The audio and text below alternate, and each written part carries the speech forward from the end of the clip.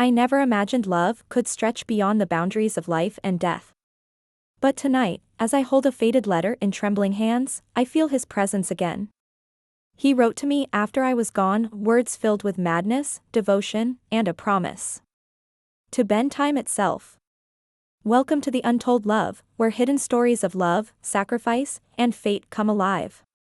If this tale touches your heart, don't forget to subscribe, like, and share your thoughts in the comments.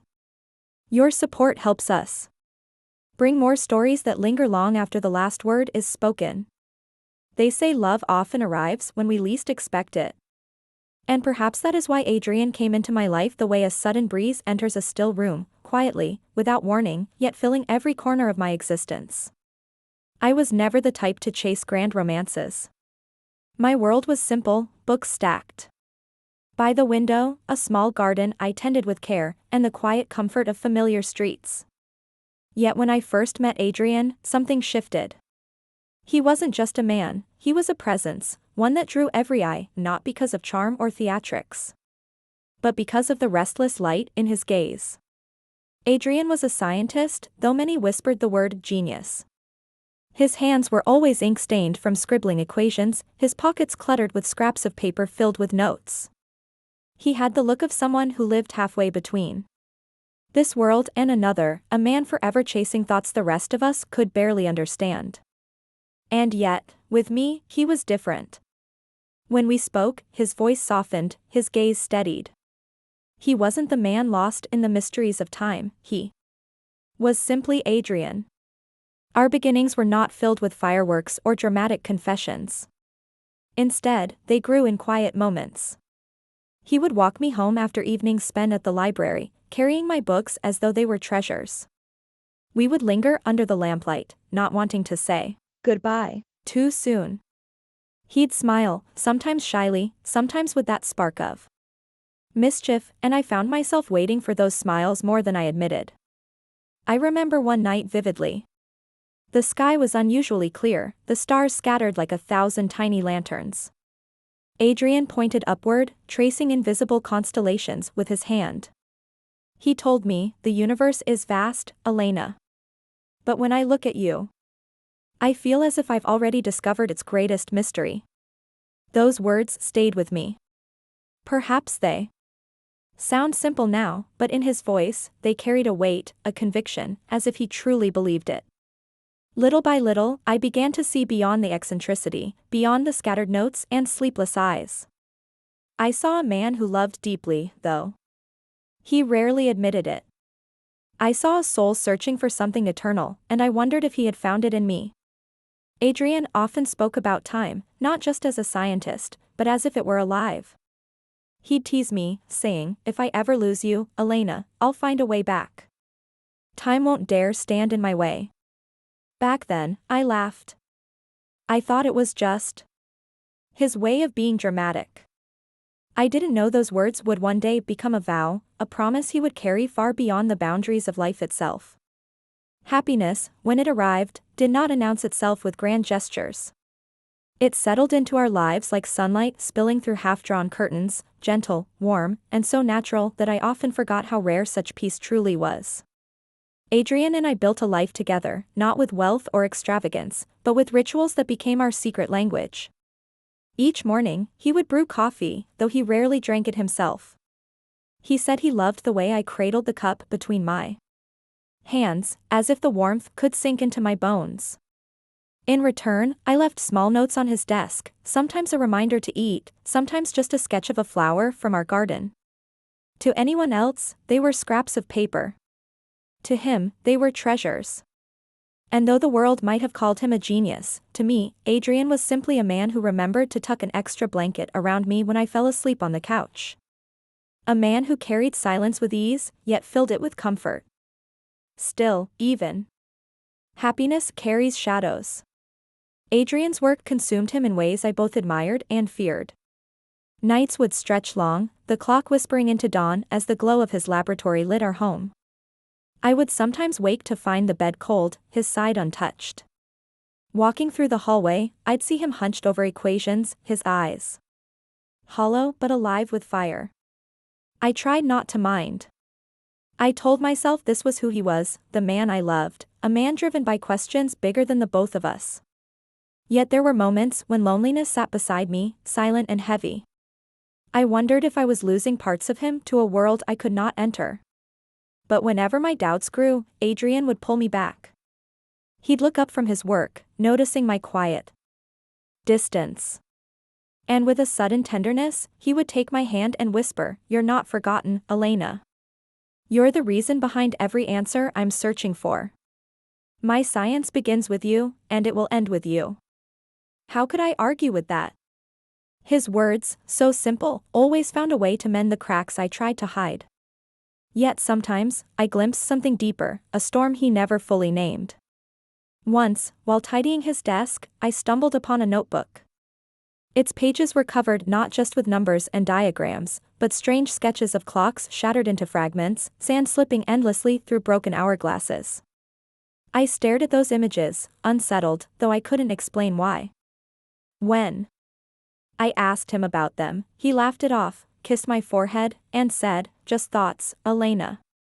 Nothing more." But in his eyes, there was a weight that no laughter could mask. Our happiness was real, tender, and full of love. But beneath it ran an undercurrent, Adrian's obsession with time, a thread pulling him somewhere I could not yet see. And though I clung to our fragile peace, I sensed it. Life, like glass, is most beautiful just before it breaks. It began quietly, as most tragedies often do. A cough here, a moment of dizziness there. At first, I brushed it off, convincing myself it was nothing more than exhaustion, or perhaps the chill of winter nights. But the truth has a way of revealing itself, no matter how tightly we try to close the door against it. The doctor's words fell heavy, like stones in still water, an illness, relentless and merciless. I saw the color drain from Adrian's face as he listened, though he tried to remain steady for me. His hands trembled as they held mine, and in his silence, I felt the storm raging within him. Days turned into weeks, and I grew weaker. My once simple joys, tending the garden, brewing tea, even holding a pen to write him notes, slipped away. One by one. But Adrian never left my side. He became my shadow, my guardian. Every time I opened my eyes, he was there, sometimes with a smile, sometimes with red-rimmed eyes that told me he hadn't slept in days. I remember one evening most vividly. The hospital lights buzzed faintly above me, and the air smelled of antiseptic. Adrian leaned close, his face etched with desperation, and whispered, "Don't leave me, Elena. Please. If time has ever listened to me, let it listen now. I'll stop it, I swear. I'll bend it, break it, whatever it takes to keep you here." His voice cracked, and in that moment, I realized the depth of his torment. He wasn't just fighting my illness, he was fighting the inevitability of time itself. And yet, time remained deaf to his pleas. My breaths grew shallow, my body heavier. I wanted to comfort him, to tell him that love was enough, that he didn't need to fight the universe for me. But the words caught in my throat. All I could do was press his trembling hand to my chest, letting him feel the faint rhythm of a heart that was slipping away. When the end came, it was not with thunder or drama. It was soft, like a candle flickering against the wind. My last sight was Adrian's tear-streaked face, his lips forming my name as though it could anchor me to this world. And then, silence. For me, life ended that night. But for Adrian, something else began. His grief was not a quiet surrender, it was a breaking, a shattering. In my absence, he would turn to the only thing he believed could defy the cruelty of death. It is not the sharp cry of sorrow, nor the loud wailing of loss. It is silence. A silence so heavy it presses against your chest, making every breath feel like a betrayal. That was the silence Adrian lived in after my death.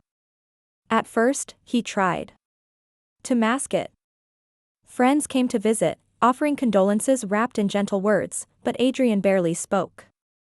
He nodded, he thanked them, and as soon as the door closed, he returned to his laboratory. The world outside grew distant, irrelevant. Birthdays, seasons, even the rise and fall of the sun ceased to matter. His life became a single unending night. He refused meals, surviving on bitter coffee and the occasional bite of bread, only when dizziness forced him to. His once careful hands shook from exhaustion, but still they scribbled furiously across endless notebooks. Equations covered the walls, diagrams spilled across tables, clocks lay dismantled on the floor. To anyone else, it was chaos. To Adrian, it was hope. But the most haunting of all were the letters. Each night, when the house grew still, Adrian sat at his desk with pen in hand. He wrote to me as though I were merely away, as though my absence was temporary. Elena, I found a new equation today. I think I'm closer. Do you remember the stars we saw that night? I'll find you among them. Page after page, notebook after notebook, he poured his soul into words I could never read. Sometimes his handwriting was steady, other times frantic, the ink smudged by tears. He would imagine my replies, pause mid-sentence as though hearing my laughter, then continue writing, desperate to hold on to the illusion. Days blurred into weeks, and Adrian began to slip further from the world we knew. Neighbors whispered that he had lost his mind. Colleagues at the university stopped expecting him. His family knocked on his door, but he rarely answered. When he did, they were met with hollow eyes and muttered phrases they couldn't understand. And then, one morning, he was gone. The house was not empty, his presence lingered in every corner, but he was nowhere to be found. On the desk, beside a half-burned candle, lay a single letter. The paper trembled in the faint draft from an open window. It read, "My dearest Elena, if you're reading this, it means I've stepped beyond. Don't be afraid. I promised you once that I would defy time, and I meant it. Wait for me, my love. Just wait. I will find the path to you." No one knew where Adrian went. Some said he vanished into the wild with nothing but his notes. Others believed he had ended his life in despair. But those who had seen his eyes in those final days, they weren't certain. Because in that madness, there was also conviction. A belief so fierce it seemed he might truly tear through the fabric of time itself. They found his journals, scattered like fallen leaves across his abandoned study. Pages filled with symbols no one could fully decipher, diagrams of spiraling clocks, sketches of doors drawn in shadow, and equations that seemed less like mathematics and more like prayers. Every line spoke of me. Adrian no longer wrote as a man chasing scientific theories. He wrote as a husband chasing a lost love. His calculations weren't for glory or discovery, they were maps, desperate attempts to draw a bridge across the impossible. His letters to me grew stranger too. In the beginning, they carried grief, memories of our mornings, our garden, the way I laughed when he mispronounced a word. But slowly, the words shifted. "Elena, last night, I saw you. Not in a dream, no, it was too real. You smiled at me as though no time had passed. I touched your hand, it was warm. At first, I wondered if madness had taken him fully. But his conviction, written in ink that bled through the paper, was unshakable. I've learned the truth." He wrote. "Time is not a line, it's a circle. If I can find the place where it bends, I will step through, and you will be waiting." Witnesses claimed that in those final months, Adrian spoke little to anyone, but when he did, it was always of me. He would stand under the night sky, whispering my name as though expecting me to answer from the stars. Neighbors swore they heard him laughing softly, carrying on conversations with no one. Yet his face, gaunt, tired, carried not despair, but an almost dangerous hope. And then, came the visions. His last letters described them in haunting detail. "Elena, I saw you today near the riverbank. You wore the blue dress you loved. When I reached for you, you vanished, but the scent of lavender lingered. I know now, it wasn't a dream. It was a glimpse. Proof that you're out there, just beyond the veil of time." Were they hallucinations born of grief? Or had his obsession truly opened cracks between this world and another? No one could say. But what unsettled those who read his journals was not the madness, it was the precision. Among the scribbles and stains were formulas eerily consistent, patterns repeating, symbols aligning in ways that suggested order, not chaos. Almost as if he had found something. And then, one day, the letters stopped. The journals ended with a final entry. I hear the ticking slowing. The door is near. By the time you read this, Elena, I will have crossed. Wait for me, my love. I am closer than ever. Closer than a heartbeat. From that moment, Adrian was never seen again. Some believe he wandered too far and succumbed to despair. Others believe he built something, a machine, a portal, and vanished into its depths. But to those who knew him, there was only one truth worth believing: Adrian kept his promise. Years passed, but his absence never faded into silence. It became a legend whispered among those who remembered him, the scientist who defied grief, who vowed to bend time itself for love. For a long while, there was nothing, no trace, no sign. Only unanswered questions. His journals remained, scattered like sacred relics, his handwriting frozen in desperation and hope. People who once pitied him began to wonder, had Adrian truly lost his mind, or had he succeeded? The mystery lingered, until one winter evening, a discovery was made. Hidden in the attic of his old house, behind a wall panel no one had touched for years, another letter was found. Its paper was yellowed, but the ink was startlingly fresh, as though it had been written only yesterday. It read, "My dearest Elena, if this reaches you, then know I've stepped beyond time. Do not weep for me, for I am no longer bound by the hours and days that once tore us apart. I've seen the curve of eternity, and I swear, I am closer to you than breath itself. Wait for me, Elena. I will find the doorway. I will find you." The letter bore no date, no clear origin. Some claimed it was an unfinished draft from before his disappearance. Others whispered it was proof, evidence that he had written not from the past, but from somewhere else, somewhere beyond. And then, there were the sightings. A woman swore she saw him by the river at dusk, speaking softly to thin air, his hand outstretched as though holding someone invisible. A young boy claimed he saw a man in a long coat vanish in the middle of the forest, leaving only the faint sound of ticking, like a clock winding down. Most dismissed these tales as superstition, but they spread, like sparks carried by the wind. For me, though, the truth was simpler. I felt him. In the still hours of the night, when the world grew quiet, I could almost hear his voice, soft, urgent, whispering my name. Sometimes, I dreamed of him, standing on the other side of a glass wall, his palm pressed against it, eyes burning with love and sorrow. And each time I woke, my heart beat with the certainty that somewhere, somehow, Adrian was still reaching for me. Did he find me? Did he truly step beyond time's cruel hands? Or did his love carry him into a realm none of us can follow? I cannot answer.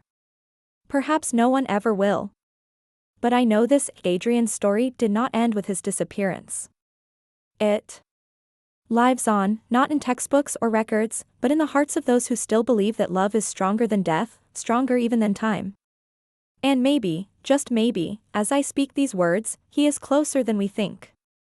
Closer than a heartbeat. Love is a strange thing. It does not bow to reason, nor does it always obey the rules of life and death. Some loves are gentle breezes that pass through us, others are storms that leave us forever changed. And then there are loves like Adrian's, unyielding, unrelenting, eternal. When I look back at our story, I don't see only loss. I see mornings lit by his laughter, nights under starlit skies, and words whispered with a sincerity that still echoes in my heart. Those memories are not bound by time. They live, untouched, unbroken, as if they exist outside the very flow of ours. Adrian's disappearance left behind a question that may never be answered.